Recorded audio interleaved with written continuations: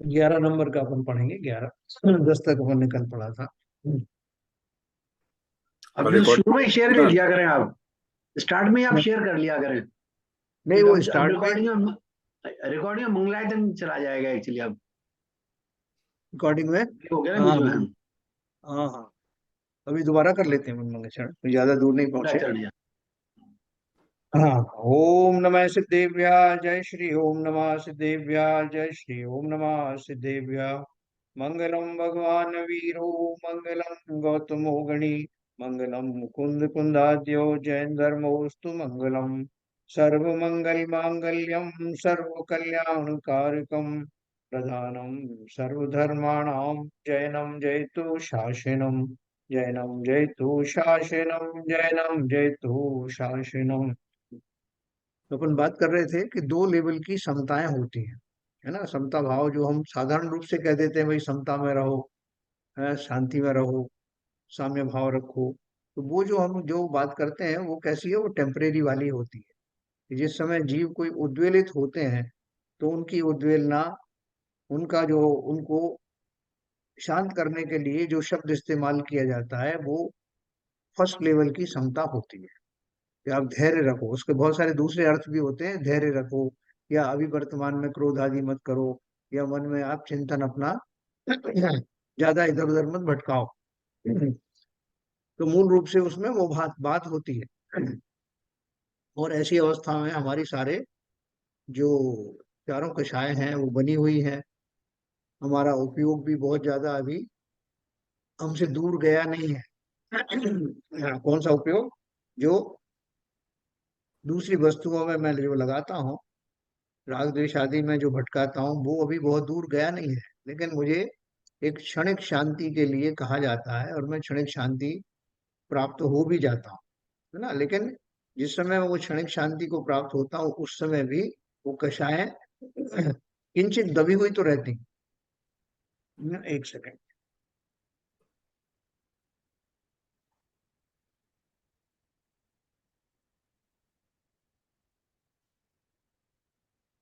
वो जो दबा हुआपन है उनका, वो दबा हुआपन फिर थोड़े क्षण के बाद में फिर से जो है उभर के आ जाता है। तो हमें वो परमानेंट क्षमता ऐसी लानी है कि हमारा उपयोग उन कषायों में भटके ही नहीं। एक्चुअली तो 3 लेवल की क्षमता हो सकती है। पहली लेवल तो बिल्कुल इमीडिएट वाली होती है, क्षणिक होती है, जिसका कि उपदेश हम विपन जो बहुत सारे जो अज्ञानी जीव हैं उनको भी दे देते हैं। तो भैया शांति रखो ना, तुम्हारे लिए कोई बात नहीं है, अभी झगड़ा हो रहा है, बाद में कर लेना, अभी मंदिर में बैठे हैं, बाद में कर लेना। तो ये एक क्षणिक बहुत सबसे एलिमेंट्री समता है। उसके बाद सेकंड वाली जो होती है, जो जिस भूमिका में हम लोग चल रहे हैं, कि हमें किंचित ये बात समझ में आने लगी है कि जो बेकार की चीजें हैं, जो वास्तव में हमें कहीं ले जाने वाली नहीं है। कई बार हम उद्वेलित हो जाते हैं, मान अपमान के प्रसंग आ जाते हैं। फिर हमें कोई उद्बोधन करता है कि भैया तुमने तो सब पढ़ा है, स्वाध्यायी जियो, किसका मान किसका अपमान। तो हम उन क्षणों में लौट आते हैं अपने स्वभाव में, जबकि हमारे बैकग्राउंड में भी सारी कषाएं मौजूद हैं, लेकिन फिर भी हम उस एलिमेंट्री क्षमता वाले के मुकाबले में ज्यादा दृढ़ता से और ज्यादा स्थायी रूप से उस समता में बने रह सकते हैं। और तीसरे नंबर की समता तो है ही, जो अपन पढ़ने वाले हैं, जो मुनियों के लिए कही गई है, और जो हमारा भी अभीष्ट है, हमारा भी लक्ष्य है। तो देखिए 11 नंबर अपन पढ़ेंगे। आशा सद्यो आशा सद्यो विपद्यन्ते यान्ति विद्याः क्षयं क्षणात् म्रियते चित्त भोगीन्द्रो यस्य सा साम्य भावना। इसको एक्सपांड कर दो थोड़ा 150%। जिस पुरुष के समभाव की भावना है, उसके आशाएं तो तत्काल नाश हो जाती हैं, अविद्या क्षण भर में क्षय हो जाती है। उसी प्रकार चित्त रूपी सर्प भी मर जाता है, अर्थात भ्रमण से रहित हो जाता है। यही समभावना का फल है। क्या बोले? जिस पुरुष के समभाव की भावना है। भावना के दो रूप हो गए, दो लेवल हो गए। एक लेवल तो मैंने संकल्प हो लिया कि मैं समता में रहूंगा चाहे जो भी हो, और दूसरा मैं उस समता के लेवल पे आ गया भाव में। तो जैसे ही मैं उस भाव में प्रविष्ट होता हूं तो आशाएं तत्काल नाश हो जाती हैं, क्योंकि समता का स्वरूप मुझे समझ में आता है ना। उस समता पूर्वक जब मैं अपने उपयोग को स्व में लगाता हूँ और कषायों आदि से विरक्त होता हूँ, उन क्षणों में मेरी अविद्या अर्थात मिथ्यात्म मानो समाप्त हो गया। मेरे साहब सम्यक दृष्टि बने नहीं, कैसे समाप्त हो गया? बिल्कुल उतने काल के लिए जो मेरा चिंतन चल रहा है वो भले ही ना सम्यक दृष्टि जैसा हो, लेकिन सम्यक सन्मुख मिथ्या दृष्टि जैसा तो हो ही गया। तो वो बड़ी उपलब्धि है। और उसके पीछे जो है मैं जो आलम्बन लेता हूँ वो स्वरूप का स्वभाव का आलम्बन लेता हूँ, तब जाकर के वो फलित होता है। तो जिस समय पुरुष के समभाव की भावना है उसके आशाएं तो तत्काल नाश हो जाती हैं, अविद्या क्षण भर में क्षय हो जाती है। उसी प्रकार चित्त रूपी सर्प भी मर जाता है, अर्थात भ्रमण से रहित हो जाता है। यही संभावना का फल सर है। यहाँ ये चित्त रूपी सर्प क्या चित्त मर जाता है क्या? नहीं चित्त नहीं, का चित्त क्या? में जो हाँ, बहुत बढ़िया आपने बात पकड़ी है। वो चित्त में जो अपन चित्त की उस दिन बात कर रहे थे ना, चित्त हाँ का अर्थ हाँ, क्या है? वो चित्त उसकी inner perfection. Consciousness. Inner consciousness में जो मेरे पड़ा हुआ था, जो इच्छाएं पड़ी हुई थी, वो चित्त मरने का अर्थ वो है, वो चित्त में आने वाले वो खोटे संस्कार जो उभर के आते थे वो उन क्षणों में समाप्त हो जाते हैं, मतलब उन क्षणों में अच्छा। प्रकट नहीं होते। हाँ, होते तो अभी भी हमारी भूमिका में तो बहुत बने हुए हैं। अभी जैसे मान लो बरसात का मौसम आया, बरसात का मौसम आया तो हमको जो लगता है भाई अच्छा मौसम हो गया है, जरा पकोड़े वकोड़े बना लो, घर में बोलते हैं ना। वो कहाँ से आया? वो सब कैसे आपको अचानक से कैसे सूझा? वो सब पता नहीं, ऐसे मन हो गया। वो कहाँ से हुआ मन? अभी तो आपको कोई बात कर नहीं रहे थे, अचानक से कैसे आपके मन में आया? तो वो अचानक से आया हुआ नहीं है, था तो आपके मन में बहुत पहले से भरा हुआ है, खाली प्रकट अभी हुआ। तो ये जो कहाँ जा रही है बात पदमचंद जी? हाँ जी, हाँ जी। जरा म्यूट कर लीजिए। नहीं, एक्चुअली मैं मूड में एकदम सम्य सीकर का जैसा मामला चल रहा है अभी, तो इसमें समता हाँ, कैसे रखें? अरे पहले आप म्यूट कर लीजिए अपना। हाँ ठीक, कर रहा हूँ वो जब तक। अभी बात करेंगे अपन वो सब भी। हम्म, तो देखो, चित्त रूपी सर्प का मर्म, यह चित्त का प्रयोग वो हमारे खोटे मनोभाव के लिए किया गया है ना। चित्त तो परमानेंट हमारा जो उसका अंग है एक, जो चैतन्यता आदि है, लेकिन यहाँ चित्त रूप का अर्थ ये है। और सर्प से उसको इसलिए दिया गया कि ये मेरे जो खोटी इच्छाएं हैं जो मेरे चित्त में गहरी समाहित हैं, वो उन क्षणों में प्रकट होती नहीं है, बल्कि एक अंश में तो अगर मैं थर्ड लेवल पर आ गया तो वो इच्छाएं मर ही जाती, समाप्त ही हो जाती हैं। क्योंकि मेरा चिंतन अलग हो गया ना। जिस शरीर के लिए, जिन इंद्रियों के सुख के लिए मैं भटकता रहता था, उन्मुक्त होकर विचरण करता था, वो सब समाप्त हो गई हैं। तो अर्थात अब मैं सब वैसा भाव आता ही नहीं, ऑटोमेटिकली मैं समता में ही रहता हूँ। हाँ, ये मुनियों की दशा है, अर्थात भ्रमण से रहित हो जाता है। यही समभावना का फल है ना। समतल अगर धारण की है तो तुरंत आशाएं समाप्त हो जाती हैं। अभी जैसे अभी वो हमारे वो ब्रह्मचारी जी हैं ना, नरेंद्र जी जैन, उनकी की दीक्षा होने वाली है। तो अभी तो उनको समता में आने का प्रोसेस चल रहा है। जो वैराग्य आता है वो वैराग्य ऐसे ही थोड़ी आ जाता है। वैराग्य आने के लिए पहले समता में आना आवश्यक है। और वो समता में जीव तभी आता है जब उसे संसार की समस्त भोगादि अभिलाषाएं क्षणभंगुर और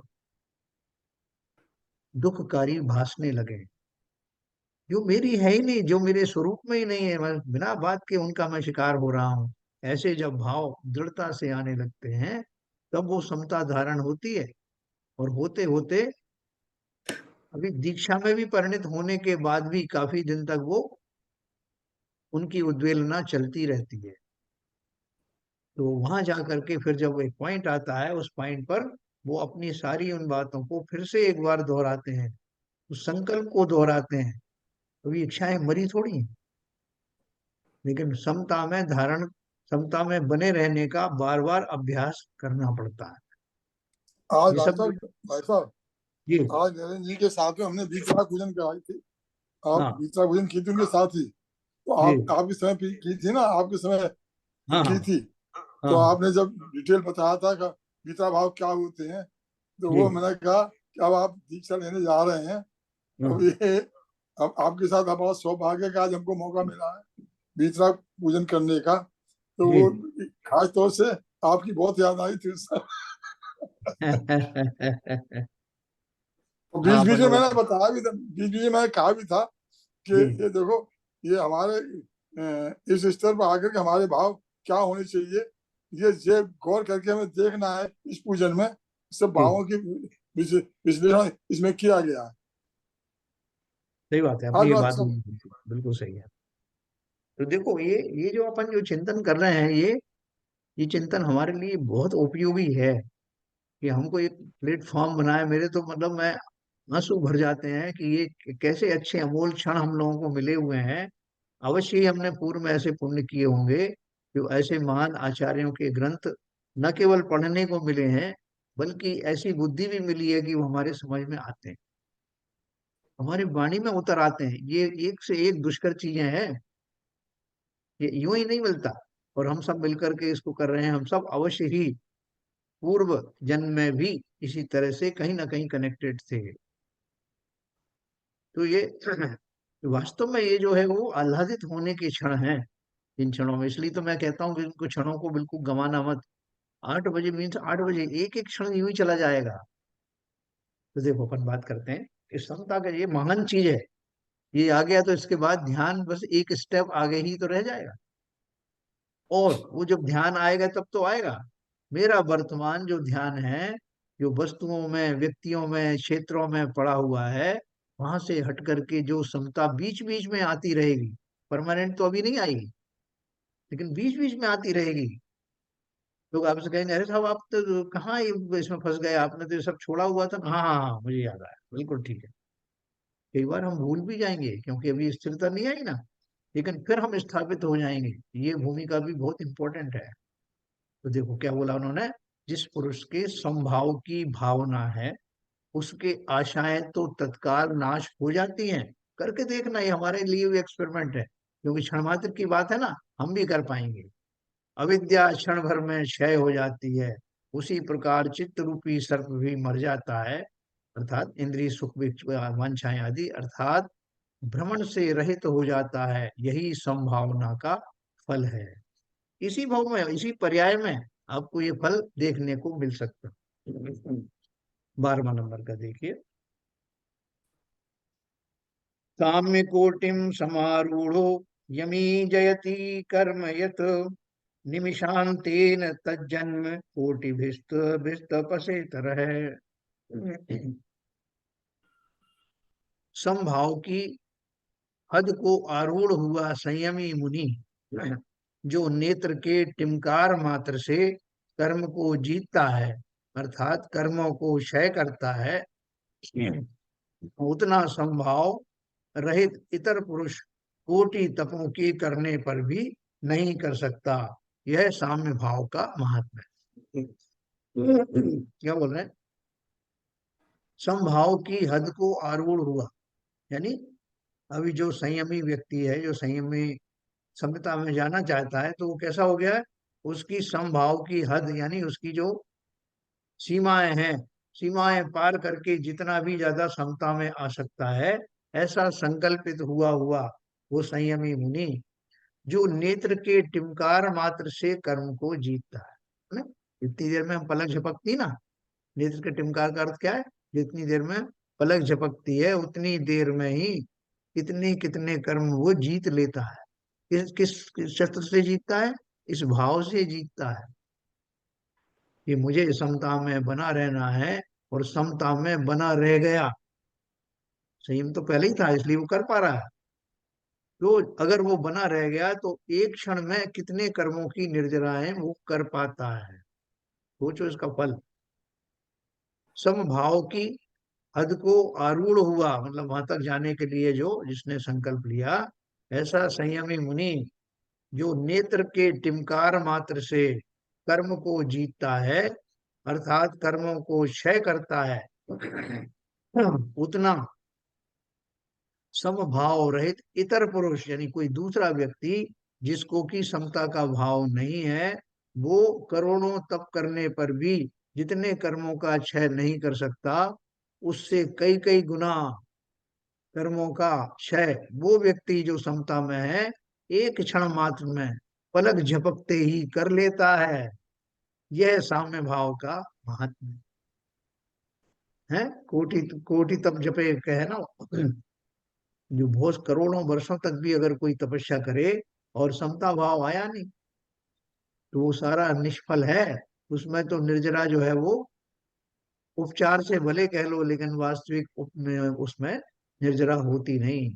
और इसके विपरीत एक क्षण मात्र के समता में चले जाने पर जीवों के अनादिकाल से संचित कर्म नष्ट हो जाते हैं।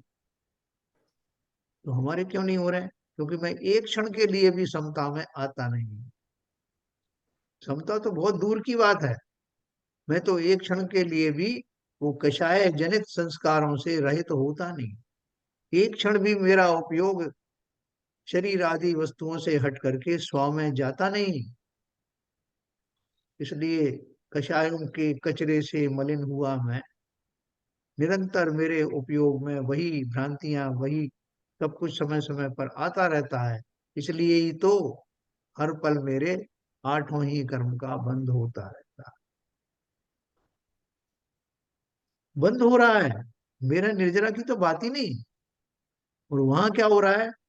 नवीन बंद भी रुक जाते हैं और पहले से सत्ता में स्थापित कर्मों की निर्जरा प्रारंभ हो जाती है ना। बहुत सारे गहरे बादल आ जाते हैं ना, तो गहरे बादल आ जाते तो अपन को लगता है साहब बरसात किसी भी समय शुरू हो सकती है। इतने गहरे बादल। ऐसे ही जिन्हें समता के गहरे बादल आ गए हैं, वो समता का पैमाना भर करके कभी भी वो समता की बरसात हमारे जीवन में होना प्रारंभ हो सकता है। उन क्षणों के लिए तैयार रहना।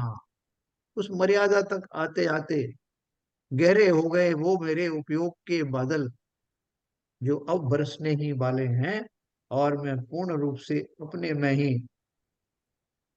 समा जाने का रोमांच अपने जीवन में देखने वाला।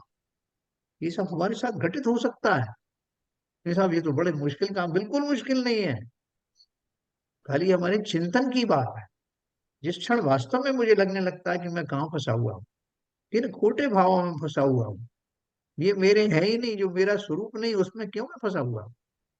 थोड़े से चिंतन मात्र से ही हम पहले नंबर की समता में तो आ ही जाते हैं, और फिर शनै शनै दूसरे और तीसरे लेवल की समता भी जीवन में घटित होने लगती। तो देखो अगला चलेंगे 13 नंबर का। साम्यमेव परम ध्यानम प्रणीतम विश्वदर्शिभिः तस्यैव व्यक्तये नूनम मन्ये अयम शास्त्र विस्तर है। आचार्य महाराज कहते हैं कि सर्वज्ञ भगवान ने साम्य भाव को ही उत्कृष्ट ध्यान कहा है, और यह शास्त्रों का विस्तार है। सो निश्चयतः उस साम्य भाव को प्रकट करने के लिए ही है, ऐसा मैं मानता हूं। भावार्थ है, शास्त्र में जितने व्याख्यान हैं वे साम्य ही को दृढ़ करते हैं। तो बहुत बढ़िया बात। हम्म हमने प्रथमान योग की कहानी पढ़ी, 24 तीर्थंकर पुराण पढ़ा, कोई भी ग्रंथ उठा के देख लो। अपन आध्यात्मिक ग्रंथों की बात नहीं कर रहे हैं, प्रथमान योग की कहानियां पढ़ लो। उन सब में भी अल्टीमेटली वो कथाएं लिखी भी इसलिए गई हैं, और एक्चुअल में भी उनसे यही सबक लेना है कि कैसे अंत में उन कषायों से मुक्त होते ही सुख का पैमाना भर गया। सुख कैसे प्रकट हुआ? सर्वज्ञ भगवान ने साम्य भाव को ही उत्कृष्ट ध्यान कहा। उसको ध्यान की उपमा क्यों दी? क्योंकि एक न्यूट्रल लेवल होता ना, सुई आपकी बीच में है, उसके इस तरफ जो है वो भी ठीक नहीं, उसके इस तरफ भी ठीक नहीं। समता का अर्थ क्या है? कि स्वभाव में रहना। इस तरफ चले गए तो विकारी भाव आ गए, इस तरफ चले गए तो शुभ भाव आ गए, लेकिन ना शुभ चाहिए ना अशुभ चाहिए। बीच की जो स्थिति है, वो बीच की स्थिति कब आती है? जब मैं अपने स्वरूप में रहूं। स्वरूप में अपने स्वभाव में रहने वाला व्यक्ति समता में ही तो जी रहा है। और ध्यान किसका करेगा? स्वभाव का ध्यान करेगा। जब स्वभाव में आ ही गए तो वही तो ध्यान। ध्यान करने की जो प्रक्रिया बताई जाती है वो क्या है? एक चिंता निरोधश ध्यान है, यानी समस्त वस्तुओं को का चिंतन छोड़ करके एक अपने स्वभाव का चिंतन, यही तो ध्यान है। तो इसके लिए हमको क्या करना पड़ेगा? पहले तो स्वभाव का ज्ञान करना पड़ेगा कि मेरा स्वभाव क्या है। तब मुझे मालूम भी पड़ जाएगा कि मेरी नीडल किस तरफ जा रही है, इधर जा रही कि उधर जा रही है ना। बहुत सारी जगहों में बहुत सारे इक्विपमेंट आपके घर में आते हैं, तो उनमें वो जैसे वो एक आटा चक्की पीसते हैं ना, आटे चक्की के, तो उसकी एक नीडल आती है। वो नीडल उसमें घूमती है, इधर रेड में ना चली जाए और इधर जो ब्लैक में नहीं चली जाए, तो बीच में उसको रखते हैं। नहीं तो एक बार में ओवरलोड हो जाएगी और एक बार में वो पिसेगा ही नहीं, तो ऐसा बीच का रखते हैं। ऐसे बहुत सारे इक्विपमेंट्स हैं जिनके उपकरणों को हम ध्यान में रखते हैं कि इसको सेंटर में रखना है। तो सेंटर में रखने की बात है ये। शुभ और अशुभ दोनों ही भावों से मुक्त होकर के जब उपयोग स्व में लगता है, संपूर्ण उपयोग स्व में लगता है, तो उसके उसमें भी बहुत सारे लेवल आते हैं। जब मैं उपयोग को अपने अंदर लगाता हूँ भली प्रकार से वेद विज्ञान करके जान करके अपने स्वभाव को, तब भी एक बार में ही संपूर्ण उपयोग स्व में नहीं लग जाता, इधर उधर थोड़ा बिखरा रहता है। कभी मैं जनेन्द्र देव की पूजन का भाव रखता हूँ, कभी मैं और व्रत नियम संयम का भाव रखता हूँ, कभी कोई और चीजें करने लगता हूँ, और कभी अपनी बात भी समझने लगता हूँ, अपने स्वभाव में भी कभी आने का प्रयत्न करता हूँ। लेकिन ये सारा मेरा अभी फोकस्ड नहीं है। फोकस्ड होता तो उस उत्तल लेंस की तरह से सूरज की किरणों के पुंज को जब फोकस करता हूं तो आग लग जाती है कागज में। वो दशा लानी है। उपयोग मेरे पास है और मैं बार बार ये प्रयोग करता भी हूं, लेकिन उसको समस्त उपयोग को समेटने की बात है। जरा भी इधर उधर जाने नहीं, पूरा ध्यान इधर ही है। तो ये बोल रहे हैं कि जिस समय ऐसी दशा प्राप्त होती है जिसमें संपूर्ण उपयोग स्व में लग जाता है, तो यही तो ध्यान है, यही ध्यान का विषय है, यही ध्यान की क्रिया है और यही ध्यान का लक्ष्य है। निश्चयता और साम्य भाव को प्रकट करने के लिए ही है। और क्या? शास्त्रों का विस्तार। इतने शास्त्र लिखे गए हैं, मैं आपको बोल रहा था, आप प्रथमान योग की कहानियां पढ़ना, उन सब में अल्टीमेट जो वो क्या करना चाहते हैं, क्या कहना चाहते हैं, उसी समता में लाने की चेष्टा करते हैं। कि राजा मधु हाथी के ऊपर बैठे बैठे जब शत्रुघ्न से युद्ध कर रहे थे, अचानक से उनके मन में आया कि मैं किसके लिए युद्ध कर रहा हूँ, क्या प्राप्त कर लूंगा इस सबसे, मैं जीत भी गया तो।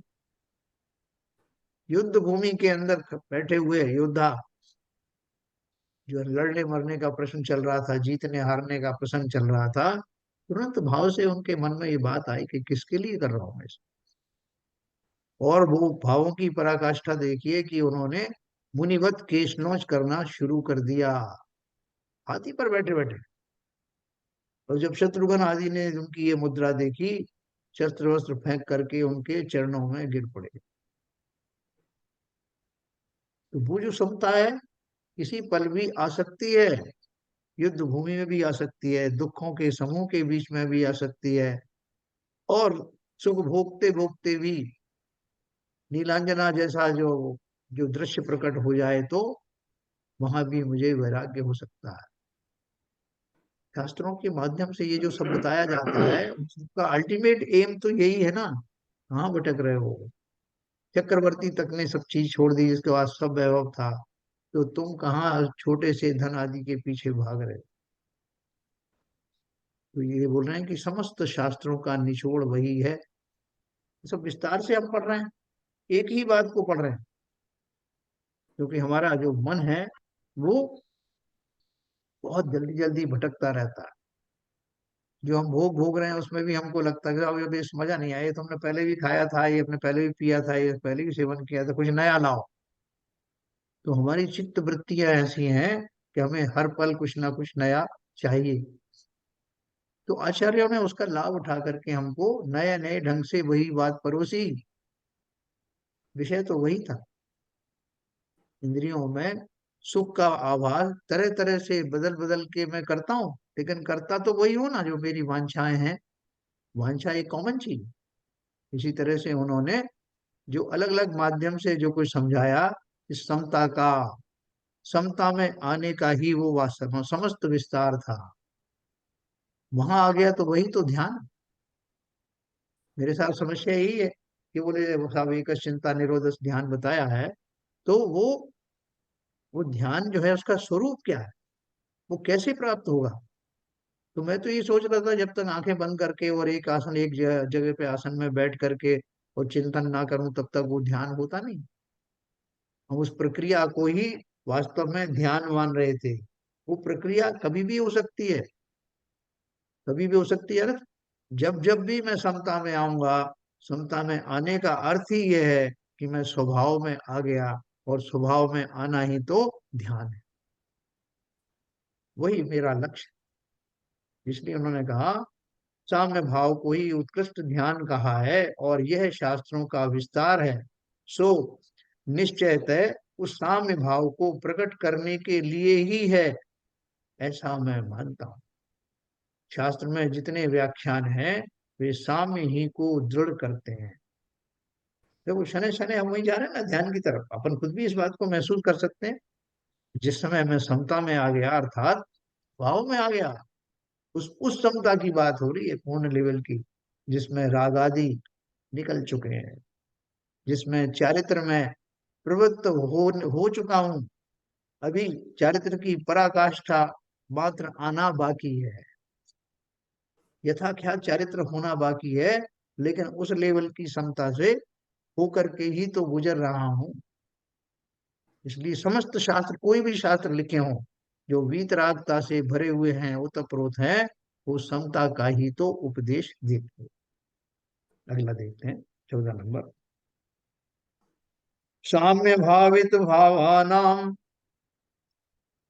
स्यात् सुखम यन्मी निषणाम तन्मन्ये ज्ञान साम्राज्य समत्वम अवलंबते। आचार्य महाराज कहते हैं कि साम्य भावों से पदार्थों के विचार करने वाले बुद्धिमान पुरुषों के जो सुख होता है, सो मैं ऐसा मानता हूं कि वह ज्ञान साम्राज्य की, यानी केवल ज्ञान की समता को अवलंबन करता है। हाँ, भावार्थ में लिखा है समभावों से केवल ज्ञान उत्पन्न होता है, उससे पहले ही समभाव में ऐसा सुख है कि उसे केवल ज्ञान के समान ही माना जाता, क्योंकि दुख तो रागादिक से है, उनके बिना केवल मात्र सुख ही सुख है। देखो कितनी बड़ी बात कही उन्होंने। साम्य भावों से पदार्थों के विचार करने वाले बुद्धिमान पुरुषों के जो सुख होता है, सो मैं ऐसा मानता हूं कि वह ज्ञान साम्राज्य की समता को अवलंबन करता है ना। वो क्या बोल रहे हैं कि जैसे हमको कश्मीर जाना है या कोई अपना शिमला वगैरह जाना है, तो वो हमारे मन में बसा हुआ है ना कि वहाँ शिमला में क्या मिलने वाला है या कश्मीर में कैसी अनुभूति होने वाली है, ये हमारे अंदर भरा हुआ है। और अब उस भरे हुए की तलाश में हम उसको कार्य रूप में देने के लिए वहां जा रहे हैं। तो जैसे जैसे हम उसके करीब पहुंचते हैं तो वो हमें चिन्ह दिखाई देते हैं कि साहब ये कश्मीर आ गया है, वादियां हरी भरी दिखने लगी हैं, और तरह तरह का जो उत्कृष्ट वातावरण हो सकता है उसके लक्षण दिखाई देने लगे, तो हम अंदर से बहुत पुलकित हो जाते हैं। अब मैं कश्मीर पहुंचने वाला हूँ, अभी पहुंचे नहीं, लेकिन वो पहुंचने से पहले ही वो अनुभूतियां हमको लगभग वैसी ही होती हैं। खाली चरम तक पहुंचना बाकी है, लेकिन अनुभूतियों के प्रकार में फर्क नहीं। वैसी ही उमंग में आ गई वहां के, हम निहाल हो जाते हैं जब वहां पहुंच गए अपने पीक पर। ओ साहब, लेकिन कब से हवाएं चलने लगती हैं, इतनी दूर से वो आह्लाद, वो चिंतन, वो प्रसन्नता आने लगती है, और वो जाति वही होती है, उस प्रसन्नता की जाति। और वहां पहुंच पाने के बाद होने वाले सुख में की जाति में कोई फर्क नहीं है, हाँ उसकी क्वांटिटी में फर्क हो सकता है। तो क्या बोल रहे हैं कि जब जीव समता के भाव में आ जाता है तो उसको लगभग वैसा ही सुख होने लगता है जो केवल ज्ञानी होने पर होता है। आप बोलोगे साहब कहाँ कंपेयर कर दिया आपने? कंपेयर नहीं, केवल ज्ञानी को समता नहीं होती क्या? केवल ज्ञानी को वीतरागता कैसे होती है? और वीतरागता के स्वभाव के स्वरूप ही वो उनको वो ज्ञान वो सुख फलित होता है, जिससे वो हम चिदानंद कहते हैं, जिसे कहते हैं अनंत सुख के धारी। उनका आनंद का कोई पारावार नहीं। क्यों? कि समता में आए हुए हैं। अपन कहते जरूर है व्यवहार से कि संसार के समस्त पदार्थ उनके ज्ञान में झलकने लगते हैं, इसलिए नहीं आनंदित होते, वो तो उसका बाई प्रोडक्ट है। आनंद तो इसलिए होता है कि वो पूर्ण रूप से अपने स्वभाव में आ गए हैं, उसका आनंद है वो। तो यहाँ मैं भी तो वही कर रहा हूँ। जिस क्षण में क्षमता में पूर्ण रूप से आ गया, भले ही कुछ कर्म अभी सत्ता में बाकी हो सकते हैं, लेकिन वैसा ही स्वाद आने लगता है जो केवल ज्ञान आने के बाद में मिलेगा उसी जाति का। जैसे अपन सम्यक ज्ञान की बात करते हैं ना, सम्यक ज्ञान का अर्थ क्या है? मतलब ज्ञान में वो प्रखरता आ गई है, वो शुद्धता आ गई है जो मुझे सांसारिक ज्ञान आदि से अलग करती है, उसमें भेद डालती है, वो ज्ञान नहीं। उसी जात की जब वो समता, उस जाति की समता आएगी सम्यक दर्शन ज्ञान और किंचित चारित्र पूर्वक, तो वो आनंद उससे जो प्राप्त होगा वो लगभग वैसा ही होगा जैसा कि केवल ज्ञानी को होता है ना। मैं आपको बोलता हूँ ना कि आप समुद्र के किनारे आप जाने वाले हैं तो काफी 40 किलोमीटर दूर से ठंडी हवाएं आने लगती हैं, अभी तो वहां पहुंचे भी नहीं। तो इसलिए समभावों की महत्व जो है, महत्ता बता रहे हैं। क्या बोल रहे हैं आचार्य जी? कि समभावों से केवल ज्ञान उत्पन्न होता है, उसके पहले ही समभाव में ऐसा सुख है कि उसे केवल ज्ञान के समान ही माना जाए। देखो कितना कितना हमें लाभ है, इसलिए घबराना मत कि भाई साहब हमको तो जब हुआ नहीं है और आप इतनी बड़ी बड़ी बातें बता रहे हो। अभी कहाँ हुआ? हो जाएगा। और होने के समय में उसके लक्षण भी हैं कि जिस समय वैसे आनंद का स्रोत मेरे अंतर में फूटने लगेगा, समझ लेना कि समता में प्रवेश होने जा रहा है। बहुत दूर नहीं है वो समता, उसका आप थोड़ा चिंतन करके देखो और प्रैक्टिस करना। जब जब भी कोई घटनाएं घटित हो तो ये कोशिश करना कि किसके लिए, मैं कौन हूं, मुझे कहाँ जाना है, ये संसार मेरी मंजिल है क्या, यहाँ रहना किसको? किसी ने ये कह दिया ठीक है भाई, मेरे लिए कर्म बंधन बांधने का साधन है, अगर मैं उद्वेलित हो जाऊं तो नहीं। क्षमता में रहना, ये सब परीक्षा की घड़ी है, संसार एक प्रयोगशाला है, उसमें से सफल होकर के निकलना। मैं एक और पढ़ूंगा 15 नंबर। ये देखो उन्होंने एक बात और लिखी है, क्योंकि दुख तो रागादिक से है, उनके बिना केवल मात्र सुख ही सुख है। वास्तव में मेरे दुख का कारण क्या है? तो मैंने आपसे भी बात करी, वस्तुओं में रागी हो जाना, वस्तु राग के मार्ग में आने वालों से द्वेष करना, यही तो मेरे दुख के कारण है, यही मेरी आकुलताएं हैं, और आकुलता ही दुख है। तो जिस क्षण वो राग आदि से मैं मुक्त होता हूं तो सुख कैसे नहीं आएगा, अवश्य आएगा। 15 नंबर का देखिए, यह स्वभावोत्थिता यह स्वभावोत्थितां साध्वीं विशुद्धिं स्वच्छ वांछति सधारयति पुण्यात्मा समत्व अधिष्ठितम मन है। जो पुरुष अपने स्वभाव से उत्पन्न हुई समीचीन विशुद्धता को चाहते हैं, सो पुरुष अपने मन को समभावों सहित धारते हैं, वे ही पुण्यात्मा है, महाभाग्य है। स्वभाव से उत्पन्न हुई, जो पुरुष अपने स्वभाव से उत्पन्न हुई समीचीन विशुद्धता को चाहते हैं।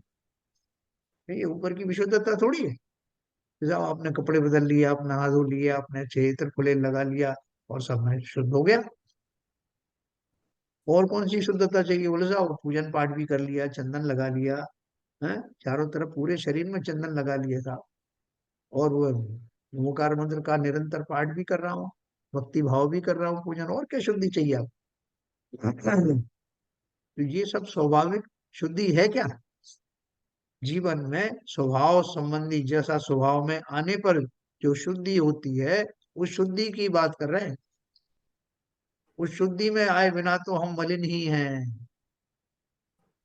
है ना। ऊपर अमल मल भरियो भीतर, कौन विधि घट शुचि कहे।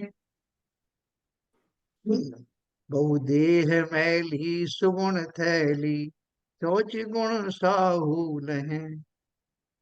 कहे कि किस शुचिता की बात कर रहे हैं? बाहरी शुचिता की बात करते तो मुनि तो बहुत अशुचि है। बहुदेह मैली सुगुण थैली, शौच गुण साहूल है। और हमारा क्या है? ऊपर अमल, ऊपर से चकाचक, मल भरियो भीतर, कौन विधि घट शुचि कहे। इस तरह से उसको अच्छा कहें। कहाँ से स्वच्छ हुआ वो? ये सब रगड़ तो रहे हैं ना उसको, बाहर से रगड़ो, अंदर का मल गया क्या? तो यहाँ वो बोल रहे हैं कि अपने स्वभाव से उत्पन्न हुई जो वास्तविक विशुद्धता है, जो पुरुष उसको चाहते हैं उन्हें समता में आना ही पड़ेगा, और वो समता में आए तो समस्त प्रकार की शुचिता को प्राप्त हो गए। वे पुण्यात्मा भी हैं, वे महाभाग्य भी में हैं, और वो मोक्ष मार्ग को साधने वाले महापुण्यधारी बताया उनको, जो ये कर पाते हैं। जितना जितना करोगे करके देख लो, संसार के पुण्यादि तो यूं आ जाते हैं मिनटों में। बड़ी बात करो ना, ये तो मुझे चाहिए ही नहीं। तो जो पुरुष अपने स्वभाव से उत्पन्न हुई समीचीन विशुद्धता को चाहते हैं, सो पुरुष अपने मन को समभावों सहित धारते हैं, वे ही पुण्यात्मा है, वे ही महाभाग्य। 16 नंबर पढ़ेंगे। तनुत्रय विनिर्मुक्तम, दोषत्रय विवर्जितम, यदा वेत्यात्मनात्मानं, तदा साम्ये स्थितिर्भवेत्। जिस समय यह आत्मा अपने आत्मा को औदारिक, तेजस और कर्माण, इन तीन शरीरों से तथा राग द्वेष मोह से रहित जानता है, तभी समभाव में स्थित होता है। क्या बताया? ये अभी आपको धीरे धीरे बता रहे हैं कि वो स्थिरता कैसे आएगी, वो समता आएगी कैसे। बीच बीच में वो थोड़ा आपको हिंट भी दे रहे हैं। क्या हिंट दिया उन्होंने यहाँ?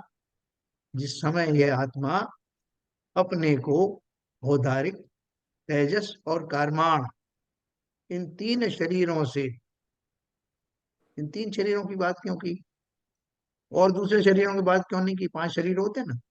न वैक्रियक की बात की, न जो आहारक शरीर की बात करी, क्योंकि वहां यहाँ मेरा उनका कोई संग ही नहीं है। मैं जब मुनि होऊंगा, मनुष्य पर्याय से ही मोक्ष जाऊंगा, उस समय मेरे पास में औदारिक शरीर होगा, तेजस शरीर होगा, और कारमान शरीर होगा। अपन भली प्रकार जानते हैं ना, ये बाहर का जो स्थूल शरीर है औदारिक शरीर है। जो शरीरों में तेज भरता है, जो एनर्जी पिंड है, वो तेजस शरीर है। और कर्मों का जो ब्लैक बॉक्स जैसा है, वो मेरा कर्मण शरीर है। तो इन तीनों शरीर के रहते हुए भी मैं उन शरीर का धारी नहीं हूं, ऐसा चिंतन आ जाना बहुत बड़ी उपलब्धि है। तीनों शरीरों से तथा राग द्वेष मोह से रहित जानता है, तभी समभाव में स्थित होता है। जब हम श्रीमद राजचंद्र की बात करते हैं ना, बारले के मंदिर में जिनका स्टेचू लगा है, अगास में जिनका वो बहुत बड़ा उनके नाम से वो चलता है पाठशाला, जिसको अपन पढ़ रहे हैं, उसी पुस्तक में से, वो उनको जो है मुनि होने से पहले ही, मुनि तो बने नहीं, उस दशा में ही ऐसा चिंतन था कि जब उनसे वो कहीं कहीं पढ़ते थे तो उनको ये पढ़ने को मिलता था कि हम सब शरीरधारी हैं, तो उन्हें ताज्जुब होता था। वो कहते हैं मुझे बहुत विशेष प्रयत्न करना पड़ता है ये मानने के लिए कि मैं शरीरधारी भी हूं। लोगों को ताज्जुब होता है, क्या बात कर रहे हो आप?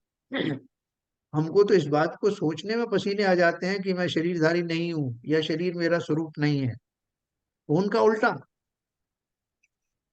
वो बोलते थे जब मैं पढ़ता था मुझे ताज्जुब होता, कहाँ है शरीर? शरीर की जने ना दिखाई दे रहा है ना परवाह, इसलिए तो उनका शरीर कैसा हो गया था देखा आपने, पिंजर जैसा। महीनों महीनों भर भोजन करने का विकल्प ही नहीं आता। ऐसी सामर्थ्य, ऐसा चिंतन अगर जीवन में घटित हो जाए तो समता क्यों नहीं आएगी? समता तो इसी से बाधित थी कि मैं अपने आप को इन तीनों शरीर का धारी मानता हुआ विश्व आश्वस्त ही नहीं होता था कि कभी मेरा भी ऐसा चिंतन हो सकता है। आज भी हमें विश्वास कहाँ है? फिर आप वो उन महापुरुषों की कहानी सुनाओ ना जरा, जिन्होंने ऐसा किया था। क्यों सुनना चाहते हो? नहीं, मैं सुनना चाहता हूँ कि ऐसा कठिन चीज उन्होंने कैसे कर ली, कैसे संभव है ये संभव उनको दिखाई देता है जो उस मार्ग पर चल पड़ते हैं कि जब उन्होंने किया है तो मैं क्यों नहीं कर सकता। एकलव्य को यही तो विश्वास था कि अब द्रोणाचार्य जो है ऐसे धनुर्विद्या में पारंगत हो सकते हैं तो मैं क्यों नहीं। उसे किसी तरह का कोई शंका या संदेह नहीं थी। ये तो साहब बन गए मगर मेरा क्या होगा, पता नहीं मैं बन पाऊंगा नहीं। पूर्ण विश्वास के साथ उस मार्ग पर बढ़ना, और अवश्य ही मैं वही विलक्षण तत्व ही तो हूँ जिसके धारी जो महापुरुष हैं, जो सब केवल ज्ञान को प्राप्त कर चुके हैं, मैं भी उसी सामर्थ्य का आधारी हूँ। इस विश्वास के साथ आगे बढ़ना, भले ही मेरा जो है कार्बन शरीर लगा है तो क्या हुआ, भले ही तेजस शरीर है तो क्या हुआ, औदारिक शरीर है तो क्या हुआ, मुक्ति के समय तो ये सब रिक्त ही हो जाएंगे। और रहा सवाल तेजस औदारिक शरीर का, तो वो कपूर की भांति उड़ जाने वाला है। लेकिन कब? जब मन की वो दशा होगी, जो स्वभाव में लौटने की दशा को प्राप्त होगा, तो प्रकृति समझ जाएगी कि इनको इन चीजों की अब कोई आवश्यकता नहीं है।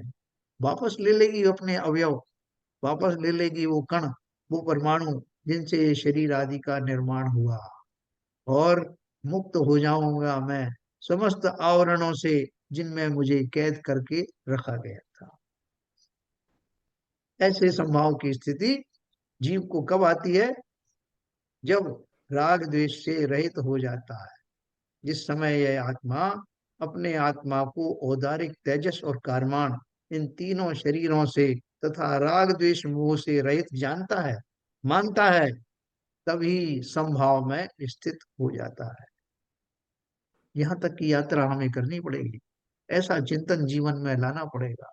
और ऐसा संपूर्ण चिंतन ना भी सही तो इसका जितना जितना भी जिस अनुपात में ये चिंतन होगा, उतने अनुपात में आनंद जीवन में अवश्य घटित होगा।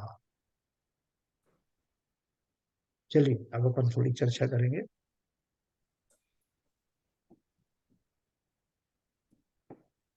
हाँ सर, अच्छा लगा?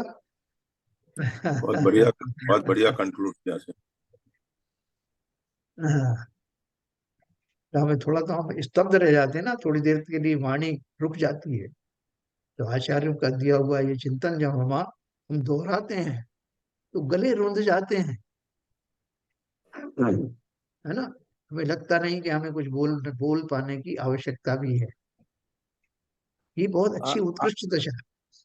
हाँ आज का बोलिए। तो ऐसा गया आज का तो ऐसा गया जैसे आनंद में डूबने लगे थे, पता ही नहीं लग रहा था कैसा चल रहा था। एकदम बहुत आज बहुत बढ़िया रहा।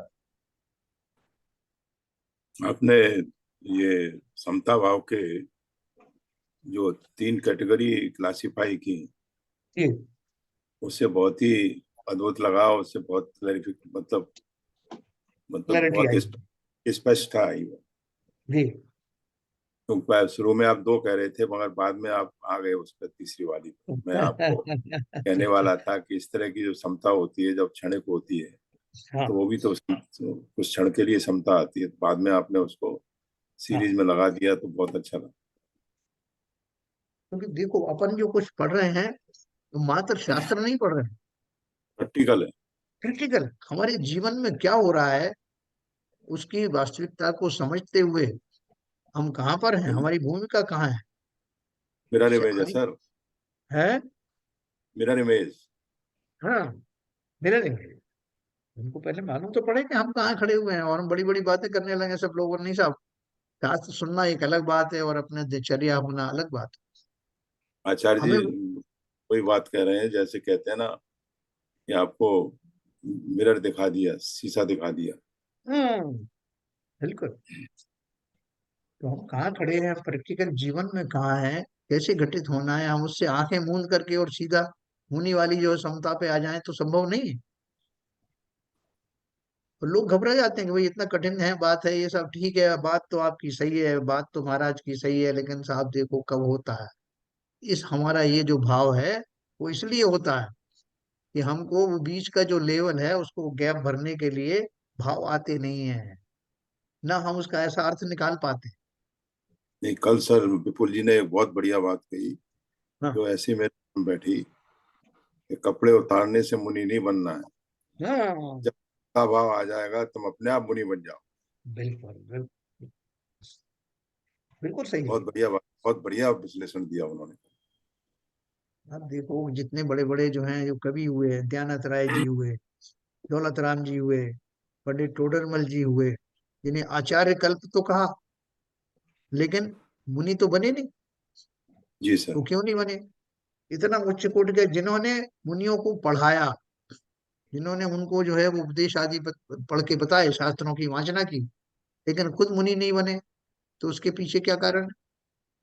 क्योंकि वो ज्ञानी व्यक्ति थे, वो जानते थे जब तक मेरा वैराग्य उस लेवल तक नहीं पहुंचे, मैं साधना तो करता रहूं, लेकिन उस उत्कृष्ट जो दशा है उसको प्राप्त होने से पहले अपना हृदय टटोलूं कि क्या मैं पूर्ण रूप से उसके योग्य हो गया। अगर मैं योग्य नहीं हुआ तो उस पद को ले जाना कहाँ तक सही है। ये तो क्या नहीं सोच सकते हैं सर। यस। और ऐसा नहीं कि उनकी चेष्टाएं परिणामों में कहीं खोट है, अभी खोट नहीं, निरंतर अभ्यस्त हैं, लेकिन वो लेवल जिसे उन्होंने समझ लिया है कि इस लेवल तक जाना है, वो नहीं आया लेवल। वो आते ही जैसा विपुल जी ने कहा, कपड़े तो कब उतर जाएंगे पता भी नहीं चले। पता भी नहीं चला। बहुत बढ़िया बात है, सब बहुत सोने की।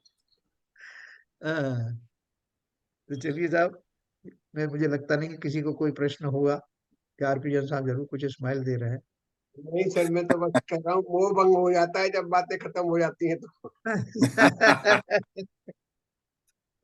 लेकिन फिर भी बहुत अच्छा लगता है जिस समय, जब तक सुनते हो उस भावों में खो जाते हैं बस।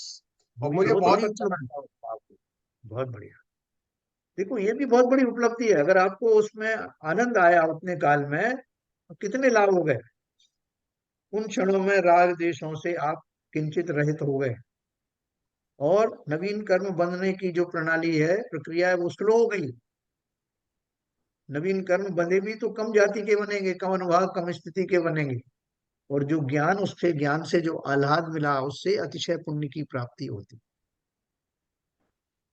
और एक और चीज जो मैंने देखी है, इतने दिन से हम लोग रहे हैं, शब्दों से भी परिचय हो गया है। शब्दों को भाव में कन्वर्ट होने में टाइम नहीं लगता है। पहले जो है शब्द शब्द रह जाते थे, सुन लिए सीख लिए, देख लिए। अभी बहुत शब्दों बहुत को जो भाव रूप कल्पना करने में लग जाते हैं, वो बहुत अद्भुत है। बहुत सही कहा आपने। गाय शब्द कहते ही गाय हमारे ज्ञान में आ जाती है और गाय कौन का से ना। सबकॉन्शियस माइंड में सीधे जा रही है सर, बहुत बढ़िया, सीधा बहुत बढ़िया। फिक्स डिपॉजिट में जमा हो रही नहीं नहीं, ये क्षण की तो हमें प्रतीक्षा रहती है 24 घंटे। बिल्कुल इसलिए मैं रहती है। कहता हूँ कि ये 1 घंटा जो अपने को मिलता है, उसमें आगे पीछे मत किया करो, बाकी सब छोड़ देना, अपने सारे काम पड़े रहने दो जहाँ के तहाँ। जैसे कोई संकट आ जाता है तो हम बाकी सारी चीजें छोड़ के उस संकट से निपटने के लिए कटिबद्ध हो जाते हैं। ऐसे ही यहाँ 8 मुझे तो अब और कुछ नहीं करना, और पूरा समय तक इसका लाभ लेना, आचार्य हमें मुश्किल से मिले। ठीक है सर, तो चलिए दिनवाणी स्तुति करेंगे पहला